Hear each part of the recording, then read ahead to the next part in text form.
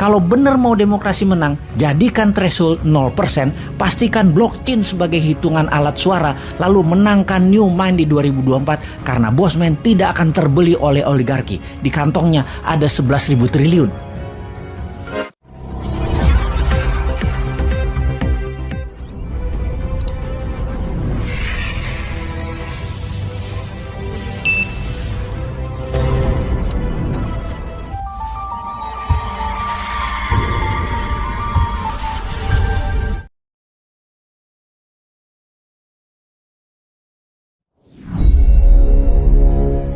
Demokrasi sejatinya sudah mati di negeri Wakanda ini. Bener deh, demokrasi yang memberi arti dari rakyat untuk rakyat dan oleh rakyat sudah musnah lama dalam 20 tahun ini. Demokrasi di negeri ini adalah milik oligarki, bukan milik rakyat. Demokrasi di negeri ini sudah merupakan sarana bisnis untuk menjadi lebih kaya bagi kelompok oligarki dan pemodal besar. Jadi, sewaktu para analis politik mengatakan biaya nyapres di Indonesia sekitar 9 triliun, hal ini sangat benar dan sangat bisa dipercaya. Sungguh, siapa di negeri ini yang punya uang 9 triliun untuk nyapres? Prabowo, Anies, Ganjar, nggak ada yang punya. Bahkan 3 kali Prabowo kalah karena nggak punya duit sebesar itu dan tidak didukung oligarki yang punya duit sebesar itu. Jadi sampai kapanpun Indonesia hanya bisa melahirkan pemimpin yang dimiliki oleh oligarki. Karena semua lini dari partai hingga rakyat dan semua sistem harus dibeli dan diatur oleh yang punya kapital. Ketentuan 20% presidensial threshold adalah awal matinya demokrasi di Indonesia. Artinya apa?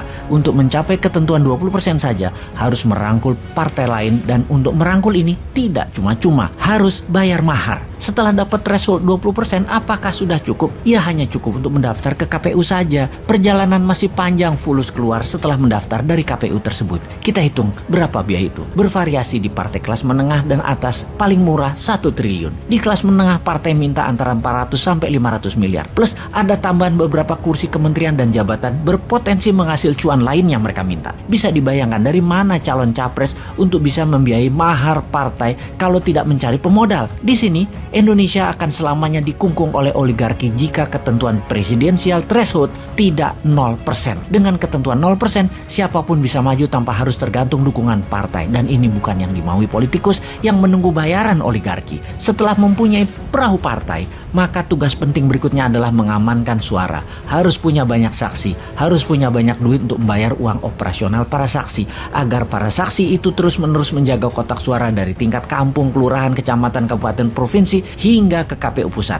Panjangnya jalur kotak suara untuk mencapai pusat ini membuat surat suara, terutama yang paling rawan pada saat kotak suara, sampai kecamatan ke atas karena bisa diubah atau diganti. Lalu bagaimana agar uang untuk saksi bisa dikecilkan dan surat suara tidak bisa diubah? Maka seharusnya pemilu, pilpres, pilgub, pilbub, pilwal, semua harus memakai sistem blockchain yang sampai kapanpun tidak akan pernah terjadi atau bisa terjadi selama oligar mengendalikan kapital-kapital modalnya. Jadi, mengapa ongkosnya nyapres mahal sekali? Karena untuk bayar mahar partai, baik partai yang akan jadi pelengkap persyaratan 20% dan juga kolaborasi partai pendukung. Kemudian pos kedua adalah membayar saksi. Pos ketiga yang juga perlu dana besar yaitu untuk sosialisasi dan memframing, seperti membayar pengamat untuk menggiring opini, membayar lembaga survei, membayar iklan terutama iklan TV, membayar konsultan politik, membayar buzzer, mencetak kaos dan berbagai atribut baliho, bendera dan lain sebagainya,